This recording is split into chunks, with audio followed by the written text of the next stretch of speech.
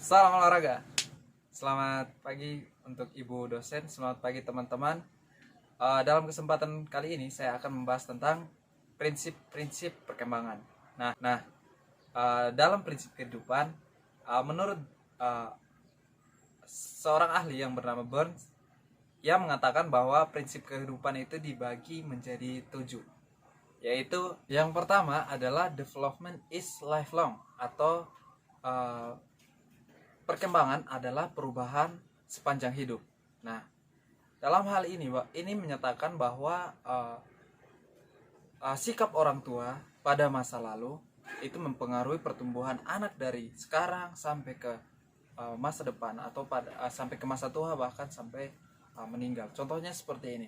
Orang tua yang sensitif dapat mempengaruhi anak untuk mempunyai kepribadian mirip seperti orang tua, dan akhirnya anak tersebut juga sensitif, bahkan bisa menurun ke anaknya.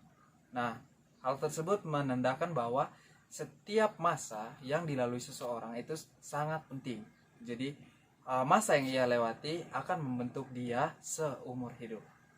Yang kedua adalah development is multidimensional, yang artinya perkembangan adalah perubahan yang melibatkan dimensi. Dalam hal ini dimensi yang dimaksud adalah dimensi biologis, psikologi, dan sosial. Contohnya seperti anak usia 4 tahun belum tentu, walaupun memiliki kecerdasan, tapi belum tentu memiliki emosional yang stabil. Yang ketiga adalah development is multi direction, yang artinya bahwa perkembangan berkembang atau berubah dalam bukan hanya satu sistem saja, atau bukan hanya dalam satu aspek saja, tapi banyak aspek. Tapi dalam hal ini jelaskan bahwa perkembangan satu aspek juga terjadi penurunan di aspek yang lain. Contohnya seperti seorang atlet lari yang umurnya sudah lanjut, maka larinya tidak akan kencang lagi. Maka dari itu mungkin ia akan memilih untuk menjadi pelatih atau menjadi penulis buku olahraga. Begitupun seorang nenek-nenek, ia akan merasa daya ingatnya akan berkurang, sehingga mungkin ia akan membuat catatan kecil untuk bisa mengingat. Keempat adalah development is influenced by the historical and culture context, yang artinya bahwa manusia tidak banyak mempengaruhi, tetapi juga dipengaruhi oleh konteks sejarah dan budaya. Contohnya adalah seorang anak yang sudah terbiasa memberontak apabila dia berada di lingkungan yang memiliki peraturan, atau dalam lingkungan yang teratur, maka ia akan memberontak. Yang kelima adalah involves change resource allocation, yang artinya bahwa seseorang dapat mengakses sumber-sumber yang ada seperti waktu, uang, talenta, energi, dan dukungan dalam cara yang beragam. Pertama, sumber yang digunakan untuk pertumbuhan, atau kita bisa ambil contoh seperti ini. Ketika seseorang tidak lagi semampu masa-masa sebelumnya, baik secara fisik maupun secara finansial, maka dukungan sosial dari orang-orang di sekitar mungkin menjadi sesuatu yang diperlukan. Oke, yang berikutnya atau yang keenam adalah relative influence of biologis and culture shift over the lifespan. Yaitu proses perkembangan ini dipengaruhi oleh faktor-faktor biologis dan budaya. Keseimbangan di antara kedua pengaruh tersebut berubah sepanjang waktu. Pengaruh biologis seperti ketajaman sensoris dan memori terus menurun sejalan dengan bertambahnya usia.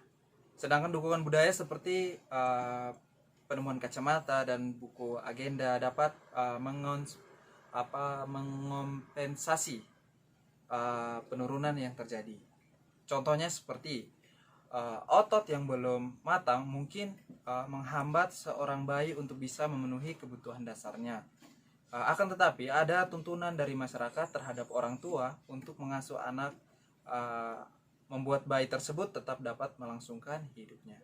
7 atau yang terakhir adalah development show plasticity. Banyak kemampuan dapat ditingkatkan melalui latihan. Misalnya anak-anak yang mengalami kesulitan untuk membaca dan menulis dapat dilatih dengan mengikuti program remedial. Namun beberapa kemampuan tetap memiliki keterbatasan sekalipun telah dimodifikasi. Nah, kesimpulan yang dapat kita ambil adalah yang pertama, proses perkembangan berlangsung selama seumur hidup atau tidak pernah berhenti. Artinya proses ini terjadi secara berkelanjutan dari proses yang sebelumnya, termasuk juga perubahan-perubahan yang terjadi baik dari segi biologis maupun psikis.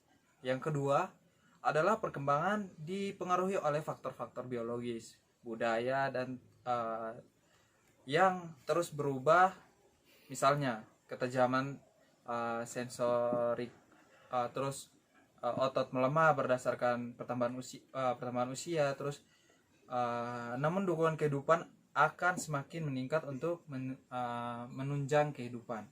Yang berikutnya, perkembangan manusia yang memilih untuk mengukur berbagai sumber daya seperti waktu, tenaga, bakat, dan materi dukungan sosial dengan berbagai cara untuk tumbuh, mempertahankan atau memilih berhadapan dengan kehilangan.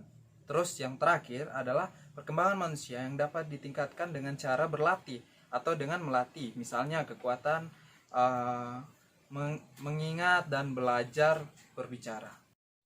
Sekian presentasi saya. Terima kasih atas kesempatan yang telah diberikan, dan terima kasih juga buat teman-teman yang telah menyimak. Terima kasih juga Ibu dosen atas kesempatannya. Apabila mungkin ada kritik dan saran ataupun mungkin ada kesalahan, mari sama-sama kita diskusikan untuk mencari jawaban terbaik. Terima kasih, selamat siang, dan salam olahraga.